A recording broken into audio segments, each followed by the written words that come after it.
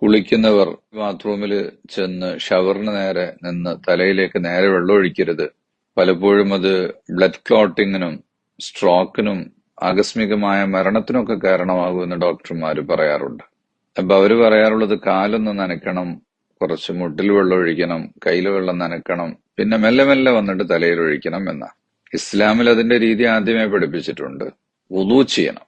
വുളൂ ചെയ്യുമ്പോൾ മുൻകൈ, മൂക്ക്, വായി, മുഖം, കൈകൾ, തല തടവി, ചെവി തടവി, കാല് കഴുകി, പിന്നെ രോമമുള്ള സ്ഥലങ്ങളിൽ നെഞ്ചിലും മറ്റുമൊക്കെ വെള്ളം തൊടുക, പൊക്കിളിൽ വെള്ളം പുരട്ടുക, അതുപോലെ കൈകാലിന്റെ മടക്കുകളിലൊക്കെ വെള്ളം നനയ്ക്കുക, എന്നിട്ട് തലയിൽ ഒഴിക്കുക. അതാണ് സുന്നത്തിന്റെ രീതി. ആ രീതി തന്നെയാണ് ഇസ്ലാം പഠിപ്പിച്ചിട്ടുള്ളത്.